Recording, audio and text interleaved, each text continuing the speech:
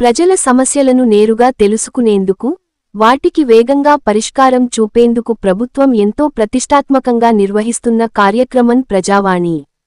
కానీ ఈ కార్యక్రమం పట్ల కొందరు అధికారులు నిర్లక్ష్యంగా వ్యవహరిస్తుండటంతో సంగారెడ్డి జిల్లా కలెక్టర్ ప్రతీక్ జైన్ గట్టిగా స్పందించారు. ప్రతి సోమవారం సంగారెడ్డి కలెక్టరేట్ గ్రీవెన్స్ హాల్లో ప్రజావాణి కార్యక్రమం నిర్వహిస్తారు.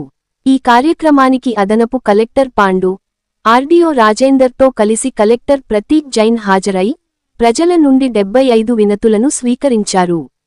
అయితే వచ్చిన అర్జీలను సంబంధిత అధికారులకు పంపిన తర్వాత కలెక్టర్ అధికారుల హాజరు పట్టికను పరిశీలించారు.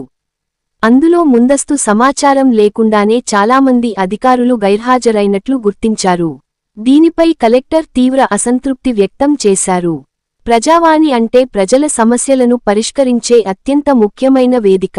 అలాంటి వేదిక పట్ల బాధ్యతారాహిత్యంగా వ్యవహరిస్తే సహించేది లేదని కలెక్టర్ హెచ్చరించారు.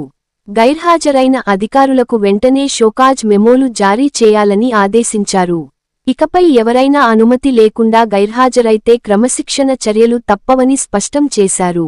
ప్రజల కోసం ప్రభుత్వం కల్పిస్తున్న ఈ అవకాశాన్ని అధికారులు బాధ్యతగా స్వీకరించాలని, ప్రజల నుండి వచ్చిన ప్రతి వినతిని అంకితభావంతో నిర్ణీత గడువులోగా పరిష్కరించాలని కలెక్టర్ ఆదేశించారు. Ram Dayal Rebba, R7 news, Sangareddy.